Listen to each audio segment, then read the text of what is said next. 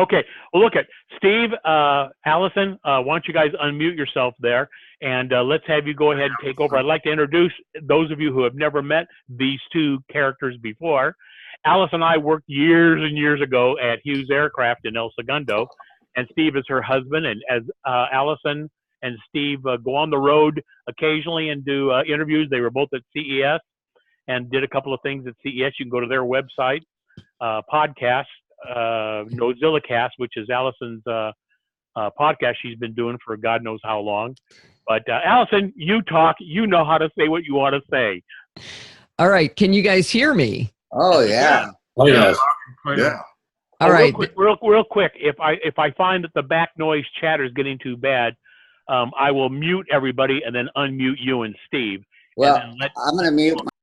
Better to mute yourself, and when you've got a question, unmute yourself. So that way we don't have all the extra traffic going on. Yeah, that's great. I do like interruptions and questions. So if I say something and you're like, "What are you talking about?" Definitely ask me. I don't. It's not like I have this perfectly ordered set of things to say, and if you interrupt me, I'll be all thrown off. Well, just for the heck of it then, I mean, yes, we can hear you because you have a beautiful professional mic system there. Tell us what you're using. This is a Heil PR40, which is an unnecessarily expensive microphone. It's like $350. But Steve spoils me if I point at something I want for the podcast. He buys it for me, and it's a Heil boom arm as well, which is super handy. So you can just go, hey, no mic, got the mic. And the manufacturer again? Heil, Heil. If you're looking for a good mic that you don't want to spend $300, the one I recommend is the ATR 2100. It's like $60 normally. A lot of times you can find it for $40, and it sounds about 90% as good as this one, in my opinion. Very good. Nice. Yeah, and the camera, if you care, is a Logitech C920. The important thing is whenever I present to you guys in person, or when I used to, Tesla was always there. So she's in residence, as you can see there. That's important, right? Right, absolutely. So the microphone, one more time, last time, the mic manufacturer model I'm writing? Heil, Heil. Right, model? PR40. There's also a PR20, which is the microphone Steve is using right now. Very good, thank you. Go ahead. All right. So in terms of introduction, I'm going to spell a couple things out because I named my podcast the stupidest thing ever. The website you want to write down is podfeet.com, PODFEET.com. And that's where I now, my number of podcasts seems to be splintering. Once you start this, it's like an infection. It just goes on. You keep making more. The main show is called Nosillacast. If you can't remember that, it's my name spelled backwards, which is pretty much almost as dumb as the name of my website. Let me just interject quickly. Yeah. In the chat room, I'm putting some of this information, including Allison's website. So if you want me to stick anything in there, Allison, just let me know. Oh, okay, great.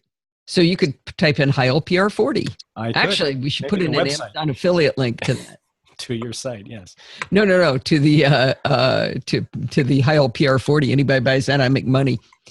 Let's see. My first question is, where are all the girls? I see one. Oh, there we go. Oh, yeah. I got to flip through them here. Oh, wait a second. Bonnie's here too. She's not. She doesn't have her picture showing, but Bonnie's. Oh, okay, good. All right. Looks I like want it to be the old boys club. Yeah. Well, Janine is here. Who? Janine? I'm here. Janine and Bonnie. That's it. Oh, okay. Why am I not seeing you in the list? When I flip through, I don't see you. Who? Janine. Oh well. Well, if you're looking at, if you're in the I'm on the top row right now. Well, that varies from computer to computer, Allison. If you click over to gallery view, you'll see up to 49 people that are actively online right now. Oh, holy cow! If you click speaker view, then that who's ever talking at the moment takes over the initial screen, and then there's a miniature running down the left, right, top, or bottom, depending on how your layout is. But you'll see in the miniatures that shows either 5 or 6. There'll be an arrow at the top and an arrow at the bottom where you can scroll through the people. Okay. whoever's speaking will always be prominently over there, and then you can Gotcha. minimize that completely either way. So Okay, well, I don't want to turn this into a Zoom lesson for Allison, but that does help because I just saw like 5 people. I thought, wow, this is really small. Now I'm nervous. A big crowd. and at the moment we got 18. Okay, cool. So maybe I should get started with what I'm going to talk about here. At first, I'm just going to talk, and then I'll get into doing a demonstration. The application I'm going to show you is called Focos. It's spelled Focos, like focus, only with 2 O's. And this is an application that's going to allow you to take your portrait mode photos that you've taken. Wow, that was loud. What was that? So that whole mute yourself till you have something to say thing. Yeah, everybody mute yourself.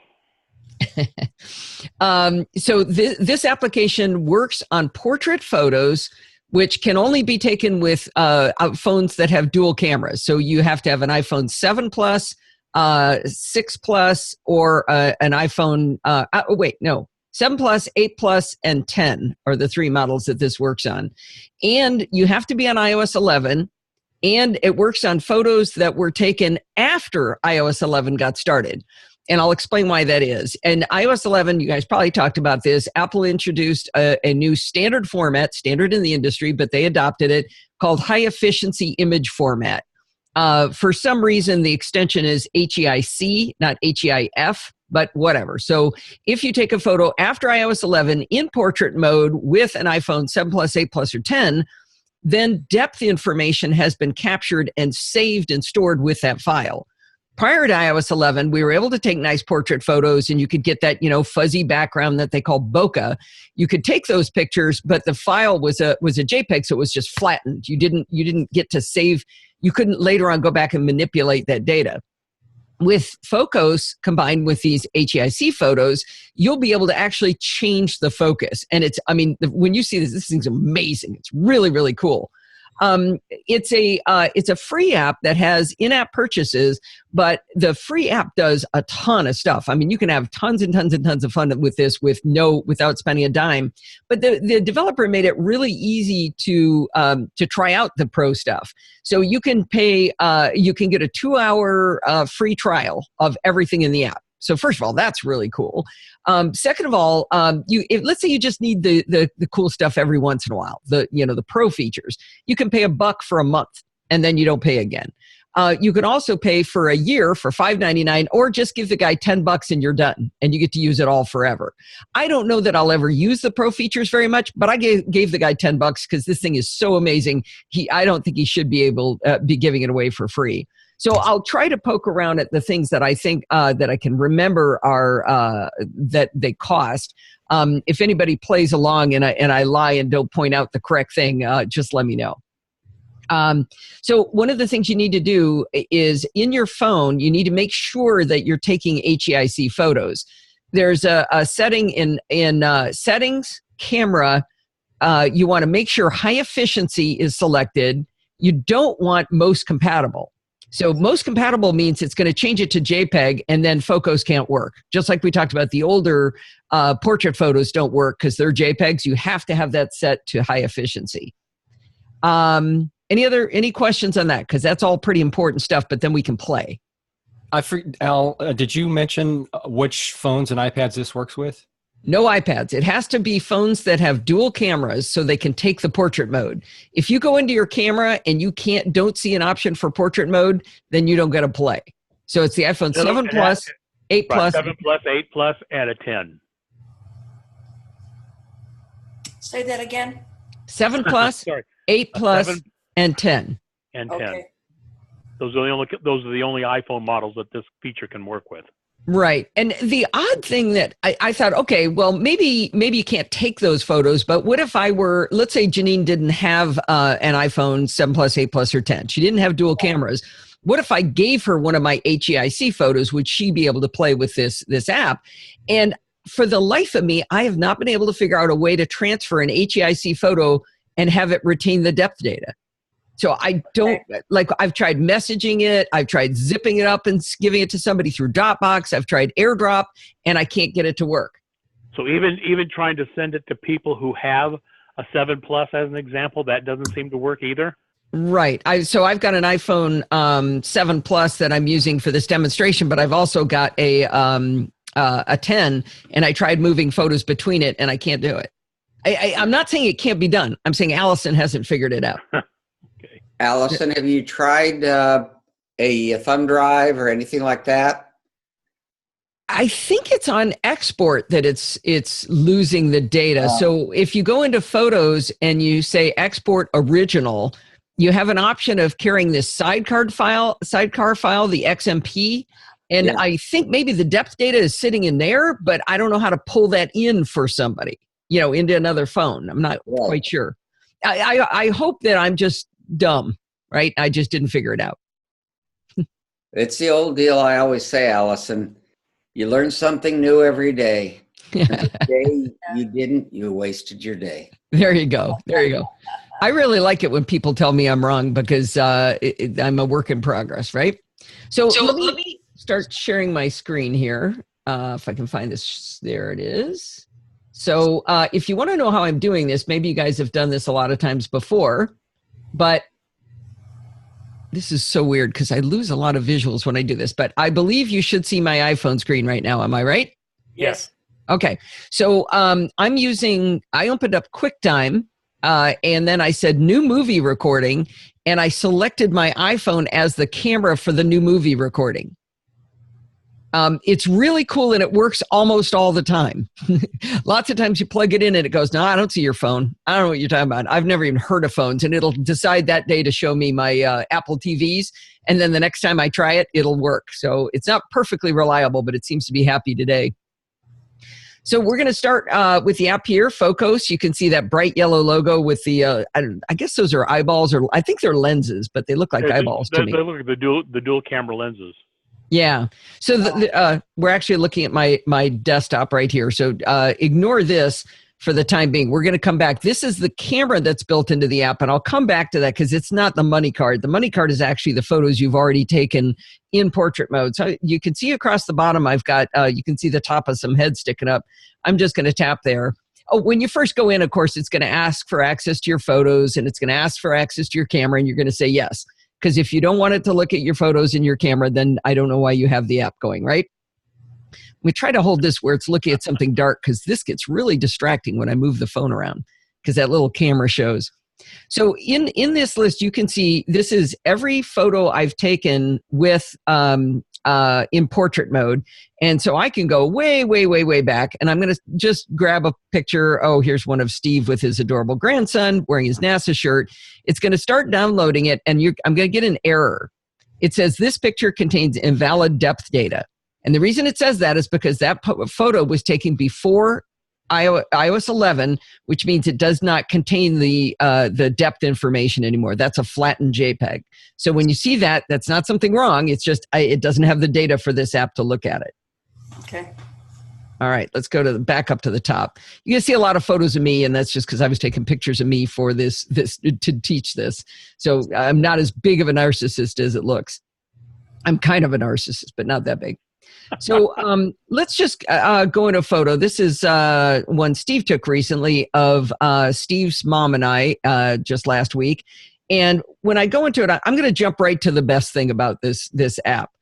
In the background, you can see that the purple flowers are out of focus, and my mother-in-law and I are both in perfect focus. But watch what happens. I'm going to tap on the flowers in the background. Oh. Ooh. Isn't that exciting? I'm going to tap on my face, and I'm back in focus. Nice. So right away, you can tell this is doing something absolutely amazing. The other thing that you can do that's really, really huge, if you whoa, got feedback all of a sudden. If you've ever used a real camera, quote unquote, real camera with where you can change the size of the aperture, a large aperture on a camera gives you a very shallow depth of field. That's being simulated by Apple in taking this photo using the two lenses. So just as we have two eyes, we can have depth perception. The camera requires two lenses in order to get this depth perception and gather this depth data. So when you change the size of the aperture, you change how deep that depth of field is. So you can see a scroll thing down at the bottom, a little circle on a line. I'm going to drag that to the left. And I'm making it a very small aperture. It's simulating f20. And watch what happens when I let go. Watch what happens to the flowers in the background. Everything's in focus. Oh, nice. So now it's a real deep depth of field. And if I go to the other end, it's going to be super shallow.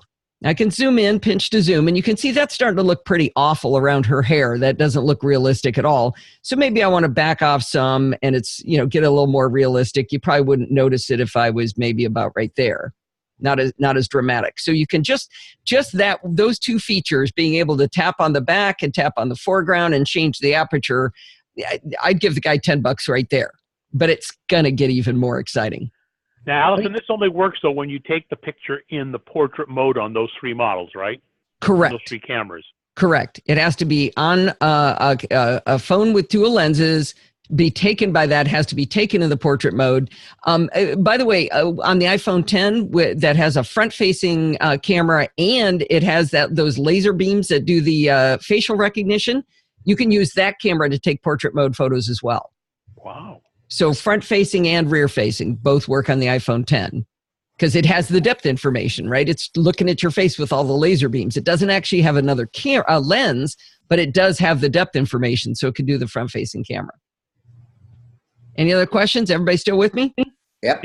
So it's just using one lens. It's not like a stereo camera where it's taking 2 images. You mean No, it is. It's like your eyes, Bart, is you have 2 eyes, and that's why you're getting the depth of field. If you close one eye and you don't have the depth of field. So it's just using the 2 lenses to get through the algorithms and stuff. Well, I think he was just asking to clarify that it's not really merging 2 photos. It's using information from 2 lenses to build 1 photo. Right. Because the normal stereo camera has 2 lenses on it. It makes 2 images that are basically 2.5 inches apart, interocular distance to equal your eye.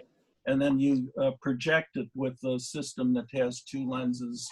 Yeah, it's not like that. It's not 3D. I think you're conflating 3D with the depth information that's stored. So this is mathematically recreating the image based on this depth information that it has. Right.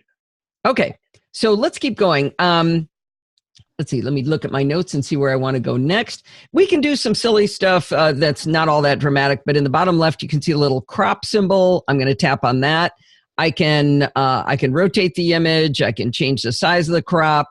Down below, I have an option to do as shot, meaning it's the same aspect ratio, or I can go 1:1, 4:3. There's a whole bunch of different options. 2.35 to 1. I don't know what that's for. A very important reset button is right underneath the rotation dial. If I hit that, I get back. I can, turn it 90 degrees. None of this is all that exciting, but, you kind of got to have it. I can mirror image by hitting the button on the left, which is just weird.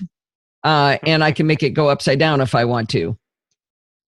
Kind of some standard stuff. Nothing all that exciting, but that is something that you get with the app. All right, let's go back to that lens symbol there.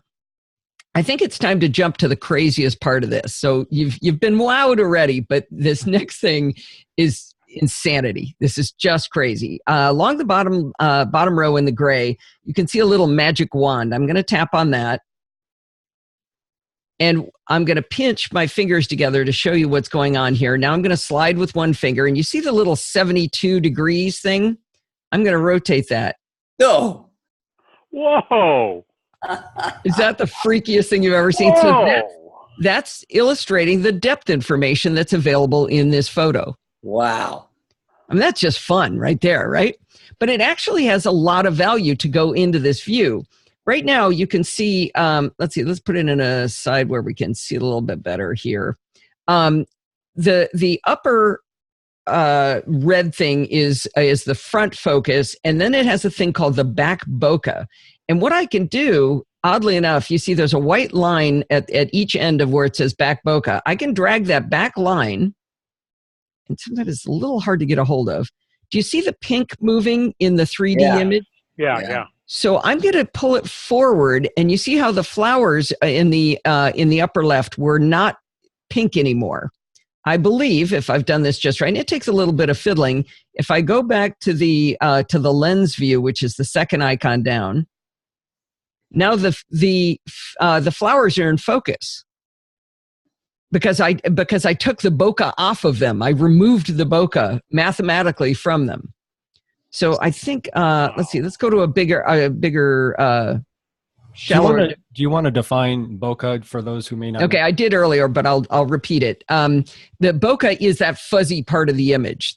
So what I want to point out to you here is notice that the chair, the back of her chair is out of focus. She's in focus, but from the wall back is in focus again. Yeah. Wow.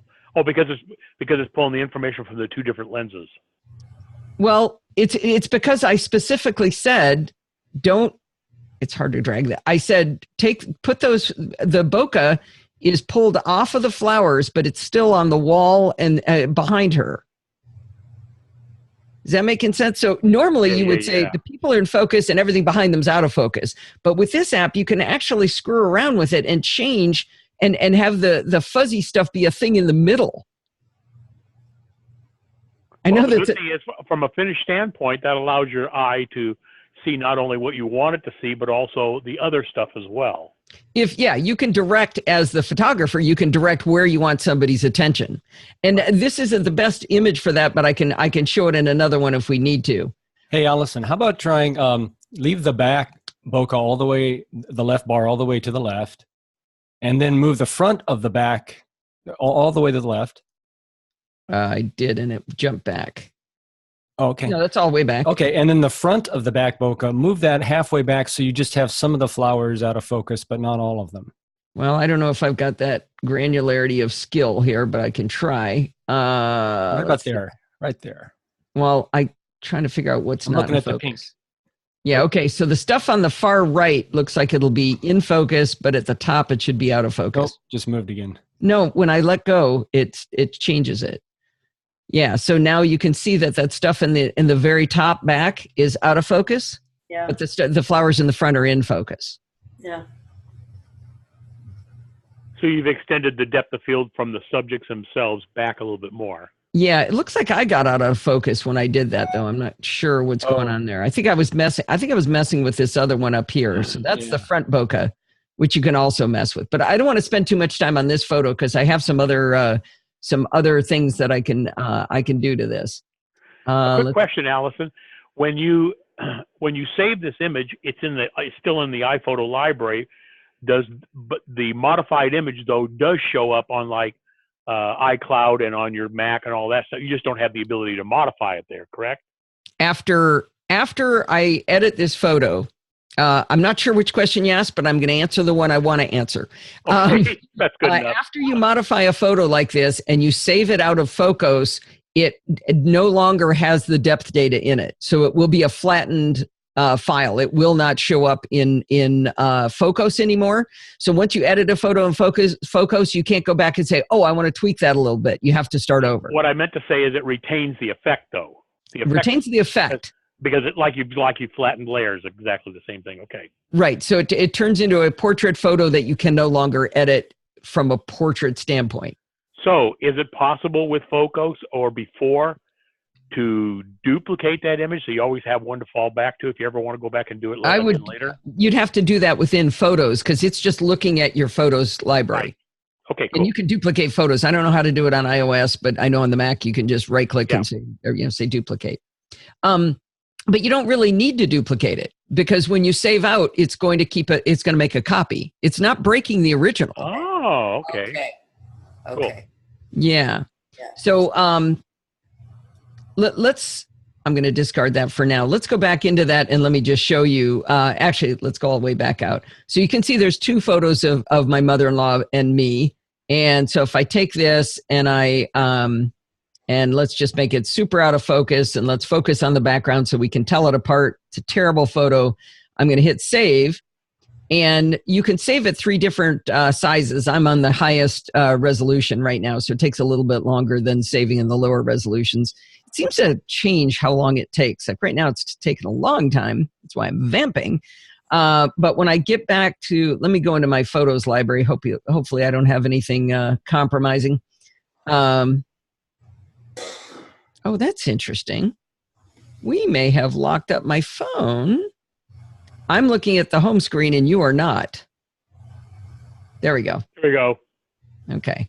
So now if I look at in photos, let's see. Okay, it did not finish. Shoot. So it will show up here. You'll see 3 there. It's not a very good demo because I may have locked out of that too soon. Yeah, it's still trying. There's something wrong. I'm going to have to quit. Oh, nope, there it goes. Okay, so it finally set it. So right here in Focos, you can see there's still only 2 images, but given enough time, a 3rd image will come in here. There it is. Maybe maybe I pissed it off because I left while it was trying to save. But anyway, that black image is that 3rd one. What's interesting is you'll notice that it put it in the time frame of the original photos. So that photo was taken last Tuesday. That's what you'd like. Yeah, you want that metadata. Yeah, that's cool. Yeah, so the author apparently is changing the metadata, as he said, as the EXIF data to say set the date and time to exactly when the original photo was taken. So that way you can find it, right? It's with the other ones. I'm sure that got wrecked just because I jumped out when it was trying to do its job. So don't worry about that. Pay no attention to that piece. I mentioned the Focos camera itself, and let's see. Let's find something on my desk to take a picture of. This would be fun. Take something here. I'm going to go into the Focos camera, and I'm sure you've seen the little Apple Watch holder.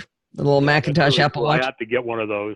Oh, it's so fun. It's only $15. It's just, a lot of joy for $15. Again, I pointed at it and Steve bought it for me. So you'll notice that this looks horrible. Does that work if I point at something, Steve? Will you buy it for me? We'll see. So I'm tapping on this, and you can see it's sort of coming in and out of focus. It looks horrible. So this is why I don't like the camera, but I'm going to tap it. And it took the photo. So down below, it looked horrible while I was taking it, but it looks pretty good here. Yeah. I mean, not perfect, but I can mess around with the depth of field. And let's see, let's do this and let's tap on the front screen. You can see I can get that perfectly in focus. So it looks horrible while you're taking the photo. I don't know why it looks so bad. There's no reason for it to do that bad of a job. Let me back out of this and let me go back in again. Down at the bottom, you see the big yellow button. To the right of that, there's a little camera icon. That's showing you that it's in single shot mode. If I tap that, it's now in what they call edit mode. So let me wake up the watch because it's more interesting when it's on. I'm going to tap on that. I'm going to take a photo, and then it's going to let me take another photo. Oh, wait a minute. It was supposed to. No, I thought this was, but hang on. This is not working as expected. The benefit of this mode is that you're supposed to be able to take photos one after another. Maybe it was the previous one I was in. Hang on. Oh, okay. I had it backwards. So when it's got the little camera icon showing, I can take a photo, and then I can take another photo. And I can take another photo. So you can see down below, now I've got a whole bunch of these, and I can go in and edit one. But if you're in this mode where it shows what looks to be landscape, I don't know what the purpose of that is. That means you're in, they call that edit mode. So you take a picture and it instantly takes you into editing. You catch the difference between those? Say it again. So if we go back here, so when I've got this little it looks like a mountain with a moon. I don't know what that icon's supposed to be called, but that's edit mode. As soon as you take the picture, you immediately get jumped into the editor. When you're on this mode where the little camera is showing, that's continuous shooting. You can take a picture, take a picture, take a picture, take a picture. So if you want to do a whole bunch one after another and you don't want to have to keep going back in, save back out, save back out, save back out, you want to be in continuous shooting mode. On the left-hand side, we've got control of the flash. There's nothing too interesting about that except for the far right. So we have off, on, auto, and we also have torch. So I have a light on right now. Shine it at the screen. Where is it? There you go. This guy must be British because that's their word for flashlight. Yeah, actually, I think he might be Chinese or he's Asian of some sort. So now when I take the photo, I've got a lot better light for the photo. You got a continuous light source to look at like you would with the video. Yeah, so you can see how different that is versus the other way. So, nothing to write home about, nothing terribly exciting there. Any questions on that part? All right, let me, also on the camera part, to the right, you've got a settings button. And this is settings for the whole app, not just for the camera. Let me walk through a couple of those. You've got the language. If I go into that, you can see it's localized for a bunch of different languages. If you know another language, he's asking for people to help. It says translate for Focos. So if you want to help translate the menus, you can do that. The icon, you remember it was yellow with the 2 lenses. You can change it to the professional main icon, and now it looks black and white. And I thought that was really adorable. I wrote to him about something else, and he said, how do you feel about the icon? Do you like the professional one or the other one? Does that really, people care, I guess. I don't know. We'll go back to the cute one. You can turn the grid on and off, as you're taking the photo. That's the grid. Everybody's seen that. Mirror front camera. That only works on the iPhone 10 because there is no front no front portrait lens possible on the iPhone 7 Plus and 8 Plus. So since I'm on a 7 Plus right now, you don't see that. But basically, it's going to flip the image around. So you know how if you take a picture of yourself, you end up with a mirror image, it'll undo that mirror image. You can flip it back and forth. You can mute the shutter. So I've got the shutter on, so it's going, which I think is cute. You can mute it. Save original picture. Now, let me find my notes because it took me a long time to figure out what save original picture meant. And I'm going to read my notes here. Where is my original notes on that? Because that was really important. What this led me to believe was that I would be able to edit the bokeh after the fact, go in, edit the photo, save it, and go back and do it, and it does not mean that. I don't remember, and I'm not finding it in my notes because I know it was subtle. Hopefully, as I go through my notes, I'll eventually find it. Wouldn't that just mean whether or not you save the photo that was originally in your photos library and whether that's kept or not? It didn't do that either. So it always keeps the original? Yeah. You know what? Keep it on save original photo and picture in case I'm wrong. That is the default. The next 3 things are all, part of the EXIF data, what can be saved in there. You can save GPS location or not. You can add the artist name into the EXIF data. If you tap on that, you can type that in. If you want a copyright on your photos, you can put a copyright in. So that's kind of nice for more professional photographers. The export format, you can save it as a JPEG, HEIC, or TIFF.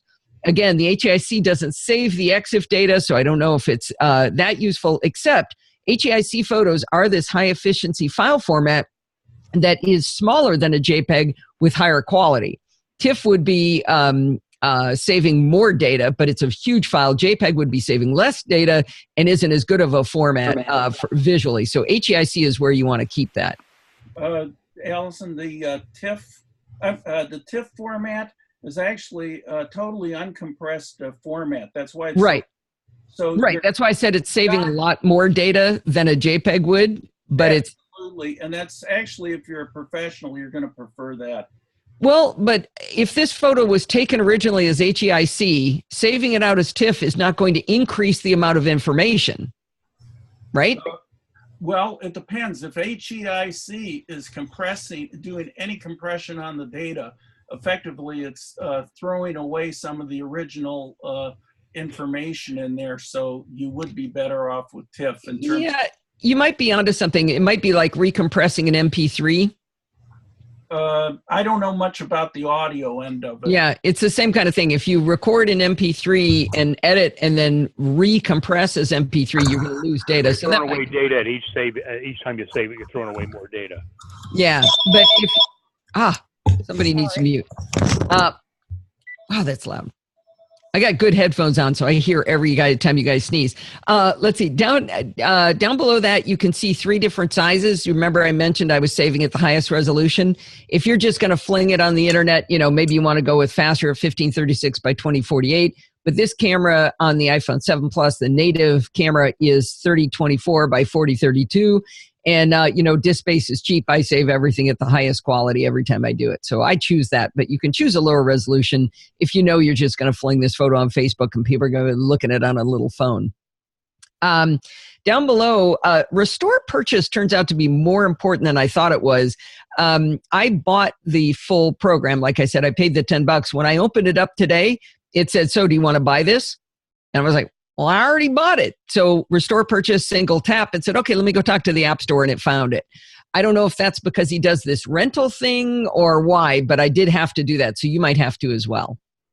And you can contact him, follow him on Instagram, or look at more apps that he's got. Apparently, this color burn app is amazing, and so is Max Curve. I have not tested them yet, but if you care a lot about curves, apparently that's a really, really cool app.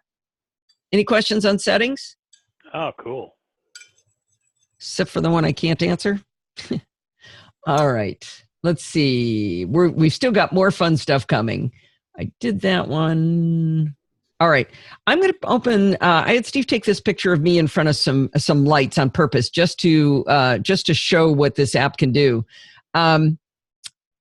So right now I'm going to zoom in on those. You can see they're this kind of nice little blur. But let's go into shape, which is our second button there. And right now I've got it on basic. The classic ones to the right are actually paid for. So I can, but you can play with them for free, by the way, even without paying, doing like the 2-hour free trial. You can play with these, but you can't save the file afterwards. So you can always play with everything in here, which again, it's really cool. This guy makes it so easy to learn what it can do without costing you a dime. So if I'm looking at these up close, that's basic. I can hit the sharper one. That's another one. I can change the shape of these. You can see it's an oval now. It's a different kind of pointy oval. I got like this little triangular thing. I can keep going. I can go up to an octagon. Actually, let me go back and make sure it's, hang on, I'm going to make that a little less fuzzy, just so the edges are a little more sharp. So I like the fact, excuse me, Allison, I like the fact that when you're changing the aperture, he has an icon representing that, so that it kind of ingrains in your head what the effect is being done, that you're actually making a smaller diameter there. Yeah, it is pretty cool. I like the fact that's the only time I've ever seen anybody actually use that concept, which is good to get people understanding that. Cool. So as I keep going across, I ended up over in fun.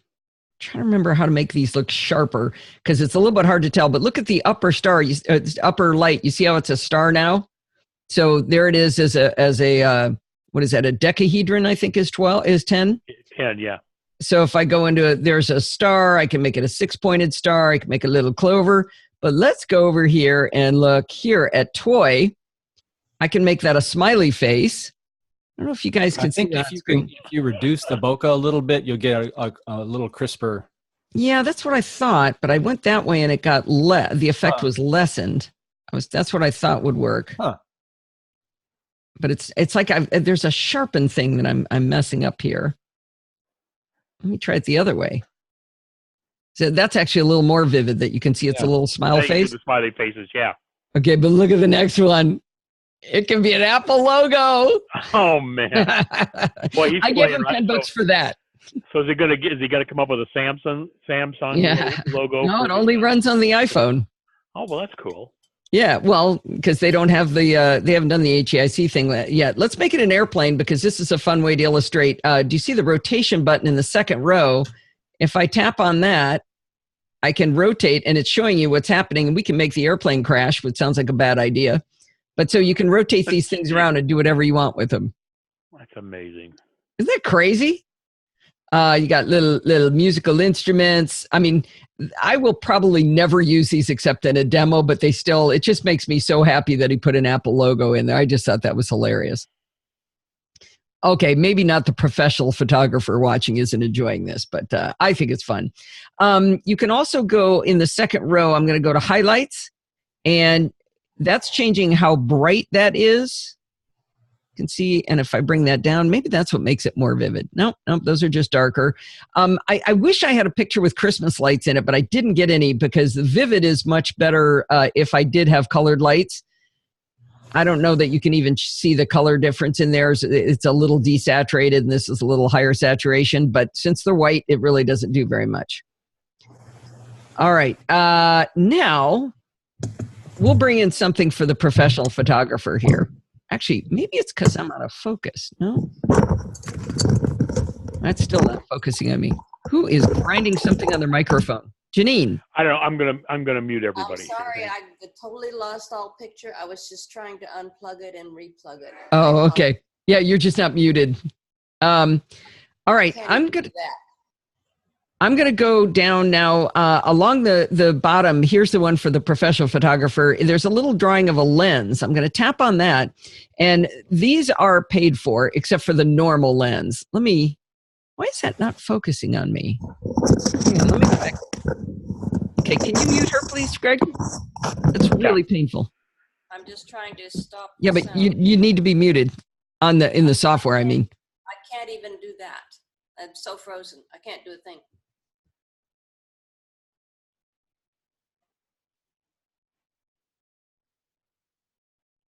No, Allison's muted. She's back, or should be. Hang on. I'm gonna go back into this. There we go. Now you're back. There you go. Okay, I don't know why that's not focusing on me. That looks fuzzy to me. All right, down across the bottom, next to aperture, I'm going to click on the lens. And as I was starting to say, the normal lens is free, and I'm going to skip over custom for the moment. But apparently, different lenses have different bokehs. They have different qualities to them, and people get very attached to these bokehs. So I'm going to switch to the Olympus Zuiko, which is actually the kind of camera I have. You can see the kind of bokeh it's going to create. Actually, let me make it a little more pronounced. Go back into that. And I can change to a Helios 44, a Carl Zeiss. You can see it's just slightly changing. I should probably change those. Let's just change the shape back to normal. And I'll go back into the lenses. I was reading up on some of these lenses. I'm just tapping through these. The Minolta STF, some article from 1999 said that this was the king of bokeh. So if you care about bokeh, you can try all these different options. Allison, what does he charge for these little upgrades? You can try any of these for free all the time, just you can't save.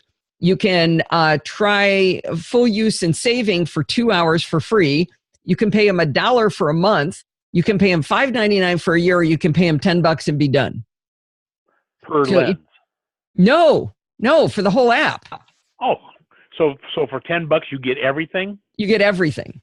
Oh, well, like I said, I gave him $10 just to get the Apple logo. Yeah, and like I said, you can play around with it for free, or you can give him $1 if you think one time I'm going to want to use that Apple logo. Give him $1. But like I said, I gave him $10. I mean, this thing is insane for the price that he charges and how flexible he is. You know, I've never seen an app with so many different variations before.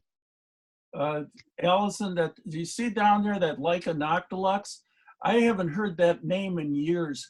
That was an unbelievable lens when it came out. They didn't sell a lot of them because it was extremely expensive, but it was the first lens ever that had a lower than f1. It was an f9.95. Holy cow! No kidding. Yeah, and the thing was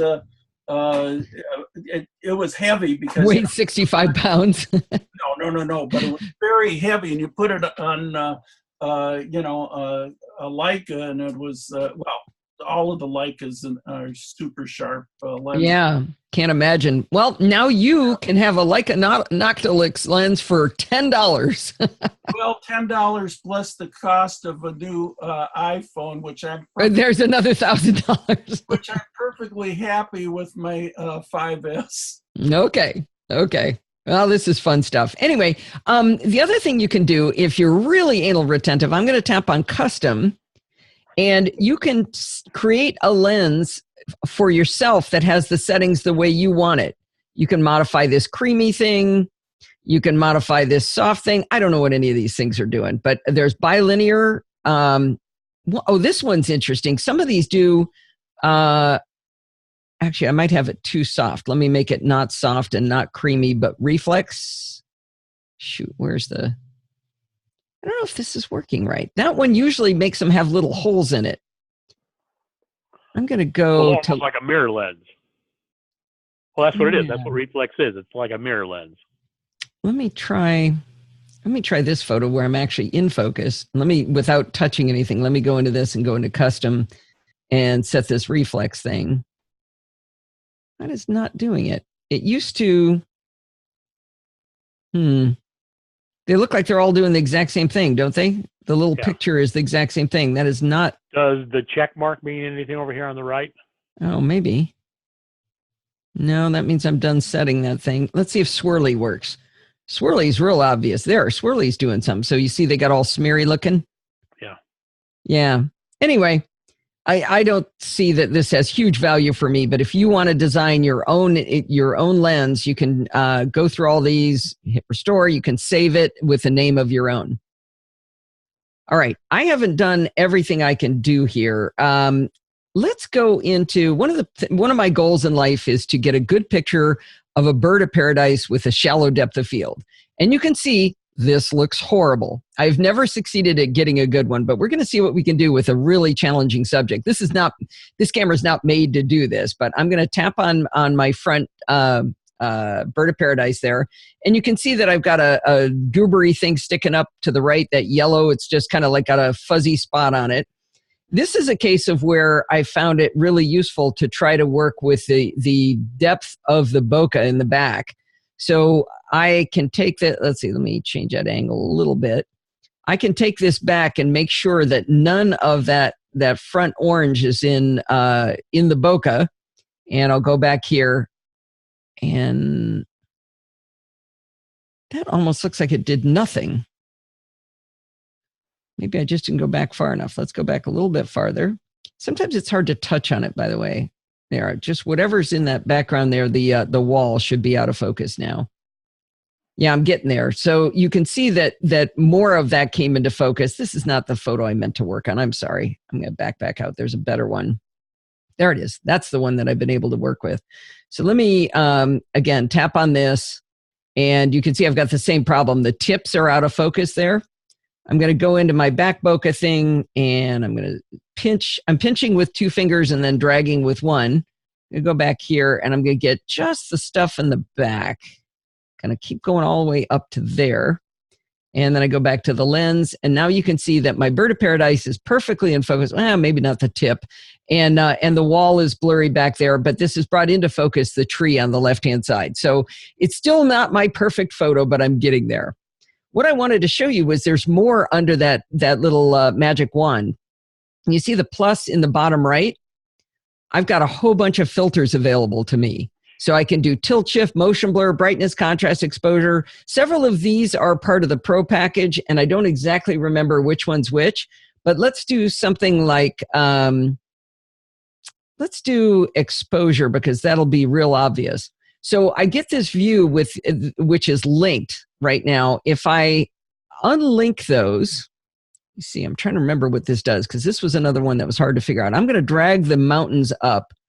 That's going to overexpose what's in the background, and I'm going to bring down the front, and it underexposed what was in the foreground. Did you guys see how that worked? Yeah, so that's using the 2 days. So you're actually changing the lighting on the 2 different images that the dual. Not 2 different images, 2 different areas in the depth information. So now I've kind of, by lowering the exposure in the background, I've kind of made that flower really pop, and it looks. So this is similar to the black portrait mode that Apple shows on their commercials. Yeah, you could create that effect. This is actually a very good equivalent of HDR photography, high dynamic range, where you take multiple photographs under, overexposed, and properly exposed, and then the software merges them and basically gets all of the shadow detail out of the underexposed shot and the highlight detail out of the over. Yeah, I'm real familiar with HDR, and HDR is really cool. I don't see a lot of similarity to this, because I'm not doing it by whether it's high or whether it's a blown highlight or a lost shadow. I'm doing it by where it is in the photo. So it's doing it by depth, not by how bright or light it is. Well, can it do like an HDR where, let's say I'm photographing a room interior, and there's a window and bright sunlight out, which is... If you can find it by depth, yes. But that window is next to a wall, or is in a wall. The wall would also get darker. The wall wouldn't stay the same brightness that it was before. Oh, okay. So it's nothing. It is only depth. Plus, Bart, just to let you know, I think starting with the 6 or 6 Plus, they added HDR capability into the iPhones. Oh, Yeah. So one of those 2 photos I had of my mother-in-law and me that Steve took, one of those actually was an HDR photo. So it already had that feature. This So is additional. We've kind of lost our stream here. I know I said I take interruptions, but notice what I was just doing. I was doing another effect. I was doing that exposure filter. Now I'm going to hit the check mark. And what you'll notice now, I have 3 sliders. I have the front bokeh, the back bokeh, both in pink, but I also have the exposure as a separate slider. So I can actually move that. If I can grab hold of the edge, I can move that backwards and forwards. So I'm changing that, and you'll notice it's green. And when I drag if I drag the bokeh, remember it was purple? It's still purple. So that allows you to see which one of your filters you're moving. So I'm going to go back to this view, and you can see the changes that have taken place there. And actually, I did a little better on the bokeh, I think. I think I like that a little bit better. So as you add filters, I can add another one. I can say add, well, that would really mess things if I did that. What would be a good one? Oh, actually, hey, look what I just found, HDR. Wonder what that's going to do. I have no idea what it'll do.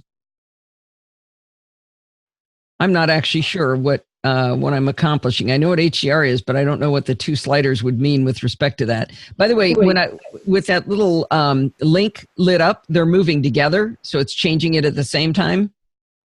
Yeah, I guess that is a little bit of an HDR effect that they've applied there. It's like it's shifting the dynamic range or something. Yeah, but it's also so there's 2 different things in HDR. There's tone mapping, and there's the other things that you do in HDR, like oversaturation and sharpening, and it looks like it's applying those filters as well. It looks like between the 2 lenses, it's picked up when you were doing that. You're starting to get a little bit of what I want to say, light burst around like that middle part of the bird of paradise there. Yeah, you're right. But you can see how much fun you can have with this. I'm not going to go through every filter, but now you see we've got the HDR element there, and I can take that and drag it forward and say, okay, I only want that on the bird of paradise there. I can go back in, and now the effect is moving around in that depth. So we're coming up on nearly an hour here, and I've got that's most of what I wanted to show you in Focos. I don't know whether you want to keep going and learn any more about this, or have me poke things, or I didn't go into Vivid, by the way. Vivid is another slider across the top that we can go crazy on brightening it up. I don't know. That isn't a big deal on this photo. We already made it pretty crazy vivid. But are there any more questions on Focos, or do you want me to talk about CES, or what do you think? CES sounds pretty good, because I went to it years and years and years and years ago, and I've only caught a couple of your little video blurbs off your website. But if there's anything that sounded really interesting, let's get a few minutes on that. That'd be great. Sure. All right. I am going to share a different screen. Let me share. Actually, hang on. I'm going to share this. So this is the most important website you'll ever go to. This is podfeet.com. Is that showing? Not yet. Nope. You need to share your desktop or share the actual. Oh, I didn't hit the. I clicked it, but I didn't hit share screen. There you go. So this is podfeet.com. This is my website, and one of the things we added recently was a button that says videos. So if you tap on videos, this is everything Steve creates. So Steve does all of the videography of me when I'm doing interviews at CES. So I haven't done any work here at all other than stand in front of the camera and ask brilliant questions as I interview people. So I think there will in the end be, is it 28 videos, Steve? Yes, 28. So right now we do 4 a week, so we don't want to flood the market, but I want to flip down here and take you to show you a couple of things I thought were maybe would highlight. Let's get down to the practical stuff. This was an interview. So let me explain a little bit about the way Steve and I see the show. The CES is super fun and super insane. It is, I think they said it was 180,000 people came to Vegas for this year. So it's an insane riot of overload of information. If you've ever been to the Las Vegas Convention Center, it's got 3 separate convention centers. There's the North, Central, and South halls. CES takes all of that.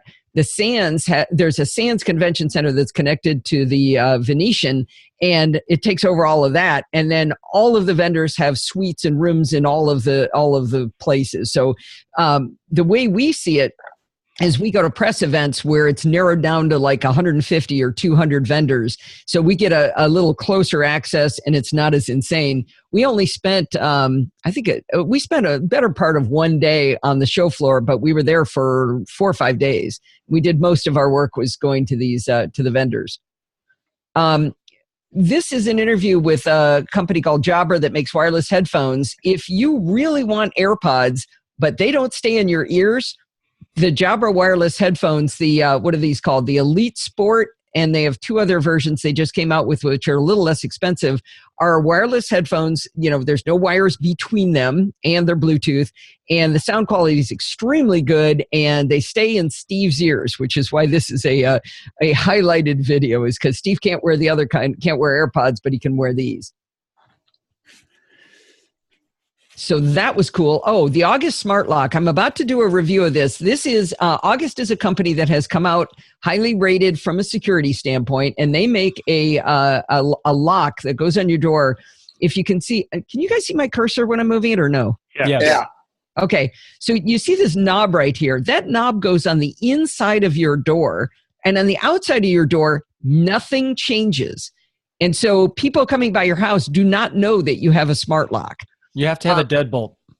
Yeah, sorry. This takes the place of the thumb latch, the thing you turn with your thumb to lock the deadbolt, and it actually mechanically grabs hold of the same mechanism and physically rotates that same mechanism and shoots the deadbolt out. So it's mechanically driving this deadbolt in and out.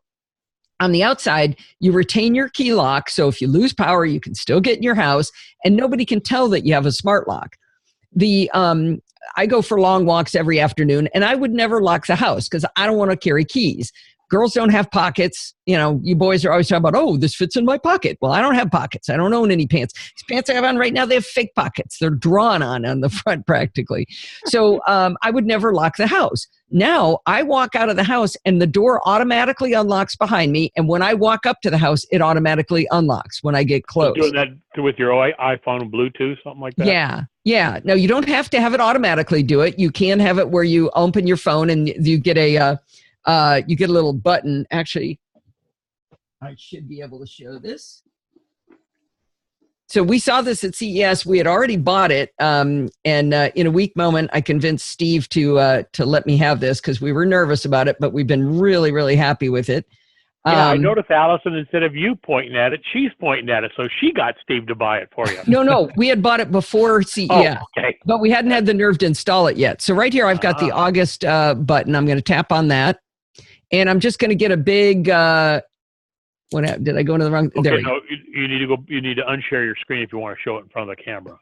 You can't. You guys can't see You're my. You're still sharing your desktop. Oh, I thought you could see both. I can, but you're too small. I see on the right column there. But it's too small. Yeah, it's too small. Okay, we'll stop share there. Okay, am I big now? Whoops. Yep, I did it. Okay, I got to move this to where I can see what I'm doing backwards. Okay, so right there, it's a big red button. I'm going to hit it, and my front door just unlocked. And I can hit it again, and that's going to close. And when that happened, Steve and I both just got notifications in HomeKit telling us that our door had unlocked and had relocked. Steve's looking at his watch because he just got the notification. There's a little button. We got the Smart Lock Pro, which has a little Wi-Fi device. You plug it into power near the door, and it connects it to your Wi-Fi. So now I can press this remote access button up here. And if I'm nowhere near, let's see, did I do it again? Let me do it. There you go. When I have the remote access button, it's going to take a little bit longer, so it thinks I'm gone from the house. If I want to open the lock for somebody, like my housekeeper's there, and I don't want to give her a key, I can press that button and unlock it for her. I'm thinking back to many years ago when I left a friend of ours in charge of our cats while we went away for a week, and I gave him a key, and I gave him a key to my mother-in-law's house. Oh. So I've got 2 cats inside and he can't get in the house. Had that happened with this, I'd be able to unlock it. Back in that day, he just called up a locksmith. The guy drove over and unlocked the house for him with no identification whatsoever. Oh, geez. Yeah. So hey, anyway, Allison, I don't know if you mentioned it, but this lock is also HomeKit compatible. which is what I was just about to say. Oh, sorry. Yeah, so it's HomeKit. No, that's fine. So it's HomeKit compatible, and we've tried to steer as much as we can to HomeKit compatible devices so that we don't get, we've got maybe some little measure of more security with IoT. We just got the HomePod, and an interesting feature of that. So with my watch, I can say, I'm sorry about anybody who's got a lock. Hey Siri, unlock the front door. Let's see, did it do it? I'll tap you when you're ready. I'm ready. So Siri is kind of annoying that way. There, she just unlocked the door. Steve got a notification. I just got a notification from HomeKit saying front hallway door was unlocked. After 2 minutes, it's going to lock itself again, which is that's cool. a nice feature. Unless you go outside and you're just going to bring in the garbage, but then your neighbor stops and talks to you and you didn't take your phone with you. So it's a little dangerous. You can disable that if you want to. The other thing I was going to say, let's see, I was doing it with Siri. Oh, I started talking about HomePod. I asked HomePod, I said, hey Siri, unlock the front door. And she said, nope, can't do it. Turns out she can lock the door, but she cannot unlock the door. So somebody can't yell into your house, unlock the front door. And you remember there was that story of somebody who did that. Somebody yelled into somebody's house and their iPad unlocked the door. My iPad answered as well when I talked to my watch, and my iPad said, I'm not unlocking the door unless you unlock the iPad. So that's another level of security. So it can't be done from the outside by anybody who's not physically touching the device like that. What's your impression of HomePod so far? I'm gonna talk about this from a point of view that isn't mine. I don't listen to music. I actually believe I have a thing called music specific anhedonia, which means I don't get pleasure from music. It's a real thing. I was actually interviewed by The Atlantic about it. I'm not making this up. But Steve is a music lover. So Steve, why don't you talk about the audio quality? It's very good. I was quite surprised by the kind of audio you could get out of such a small device. Now, I will say it's quite heavy. So they've got some serious magnets and speakers in there. And I think it's got 7 tweeters and a woofer, a substantial woofer. But it's a small device. It's only about 5 or 6 inches in diameter and maybe 6-7 inches tall. And you wouldn't imagine you could get that much and that good a sound out of such a small device. It truly fills up the room. You were convinced it wouldn't have good bass. Yeah, and I was wrong. It does. It has. Now, I don't think it could compete with a home theater 5.1 or 7.1 system because it's one speaker.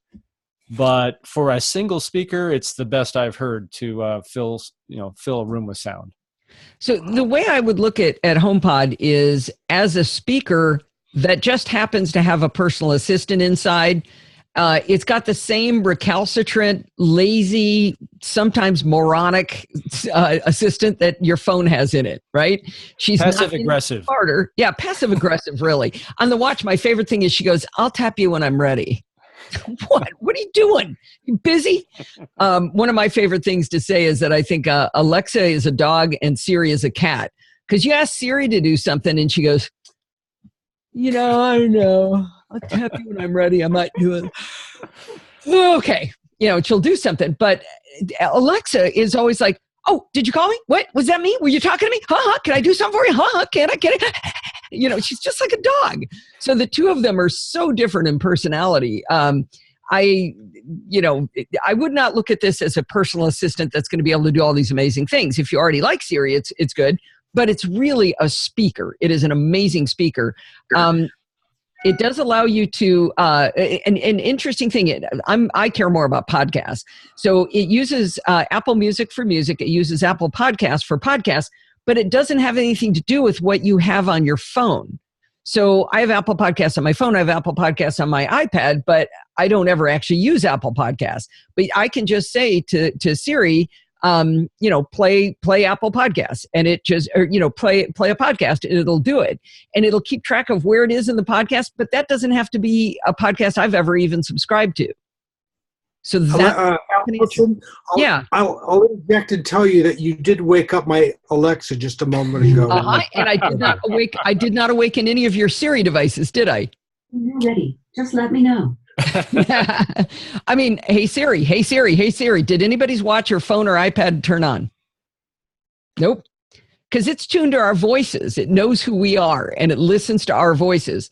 One interesting thing, so we use Siri for HomeKit. So we'll say, hey, Siri, turn on lights. Hey, Siri, do that. Unlock the door. Siri on HomePod is way faster at it. On our phones, she can take 30 seconds to turn the lights on and off. And yet with HomePod, it is instantaneous. And I don't know why that is. Makes no sense to me. The setup was really easy if we'd been paying attention. So I created our home in HomeKit. So I'm the HomeKit owner, and Steve is a member of the home, but I was the original owner. So, but since he cares about sound, we wanted him to set up the HomePod, and he got his phone close to the HomePod, and it popped up a little thing saying, do you want to set up HomePod? And he said, yes, I do. And it said, no, you can't. You're not the owner of the home. And that was kind of disappointing. So we had to do it under mine.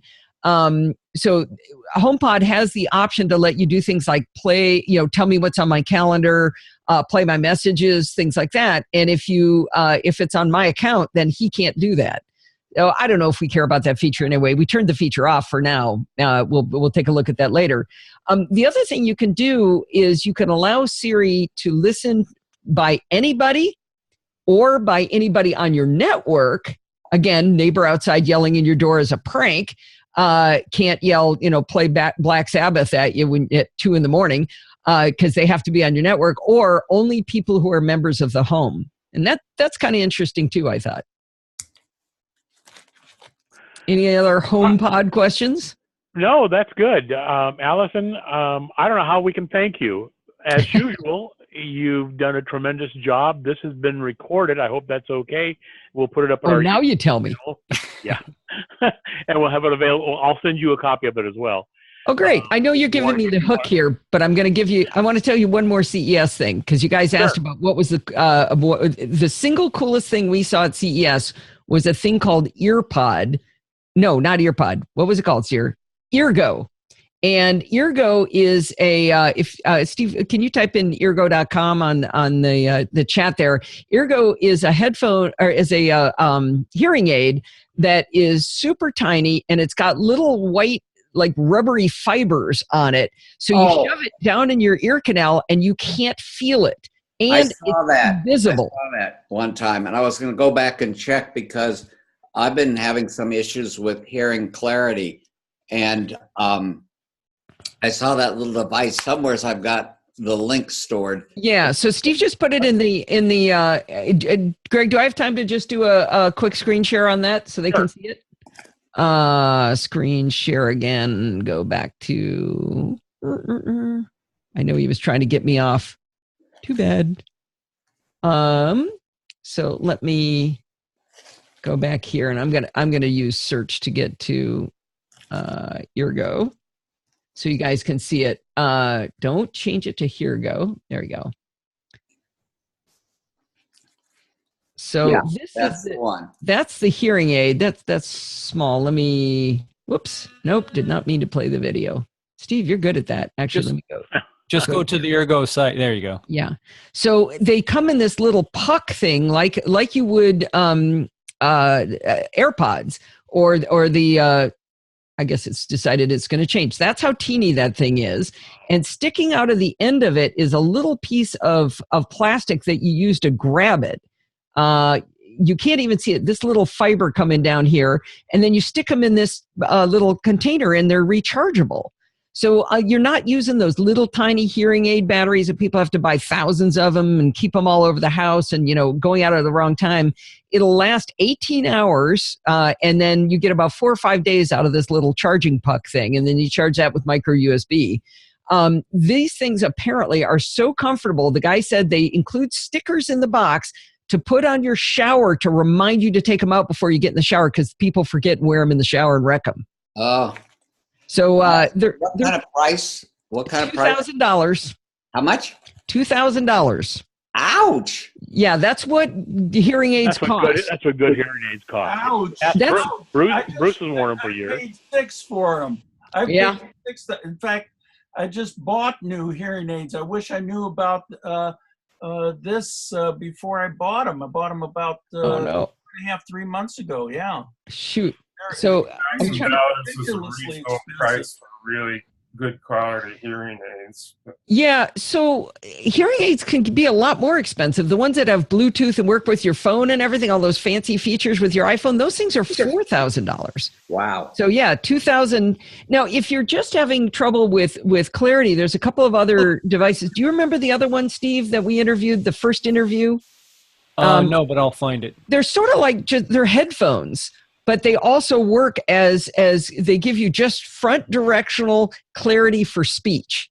That's all they do. And these things were, I want to say, definitely under 500, maybe 250, 100. I forget exactly. Steve will bring up the link here in a second. For reference, I just paid $6,200. Holy cannoli! For what, Robert? For hearing aids. Yeah.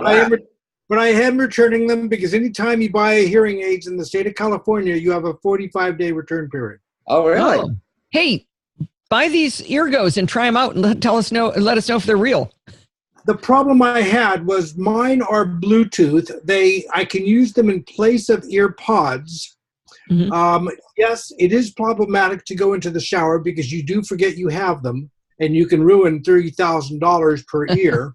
Yikes. But the problem is with mine is that they have a problem with the low Bluetooth energy and the interaction between my when picking up audio from my phone and the ear hearing aids. There's a clicking sound.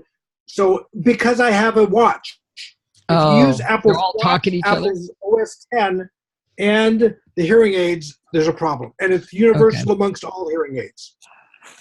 Yeah, so these aren't tailorable very much. I think there's 3 or 4 profiles to choose from.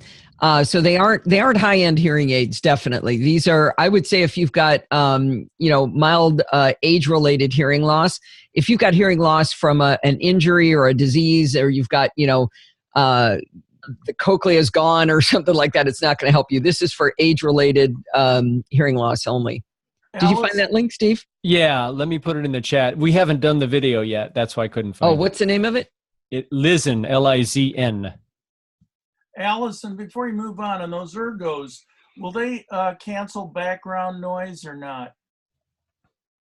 I don't remember. I do not remember. I don't think they are designed to do that. Oh, then they wouldn't be suitable for me. Well, I look it up. Don't take our word for it. But so these are wireless. This is the Lizn ones, which again, these are more like $150. Oh, it looks like they're not out quite yet. But they're little here. They're like little headphones. Yeah, they're $150. And this is just for, I just need a little more clarity. I don't really need a huge hearing aid. I want to be able to hear at a party kind of thing. So the guy was wearing them inside this CES show floor, which had a ton of noise and could hear much more clearly, he said. Okay. Well, that would imply that they do cancel out, because with hearing aids, if you're in a loud environment and you do not have directional, then it amplifies sound from all directions. It doesn't really know the sound that's coming in front of you from the sound that's coming behind you. So directional is a real issue in loud environments. Yeah. I believe they do, but Bart, I don't want you to take our word for it. Take a look at the website and see what they say. The advantages of these are how comfortable they are and how invisible they are, but not necessarily. Allison, I can see by looking at them. See, each one has 2 tiny little holes. I'm pretty sure that there's a microphone in each one of those that makes them directional. To have a hearing aid be directional, it normally has to have 2 microphones separated by certain distance. Now, are you talking about Eargo or Listen now? Well, this is Listen. Yeah, that one. That's what he's right, talking but about. see how each one has 2 holes? Yeah. Yeah.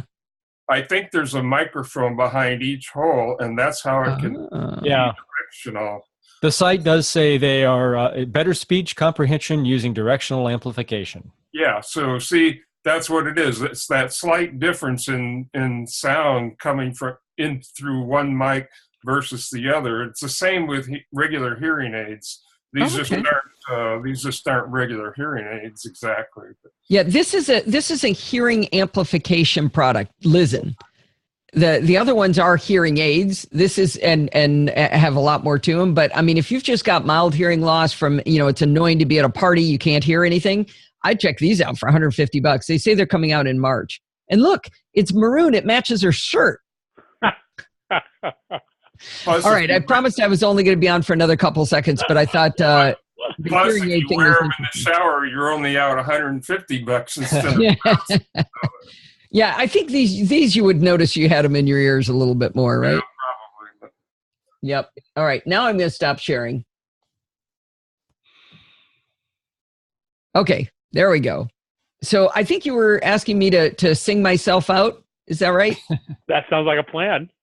Okay, so you need to go to podfeed.com, watch all of Steve's videos. You need to subscribe to the Nosillacast, which is my weekly show that, as he mentioned, has been going on forever. In March, May, it'll be 13 years I've been doing it. Wow. I have not, You're one of the longest, one of the oldest ones. Yeah, in November would be the oldest that there is any podcast, and I was like 7 months later than that. So I'm right on the bleeding edge. But the interesting thing about my show is we have not missed a show in 13 years.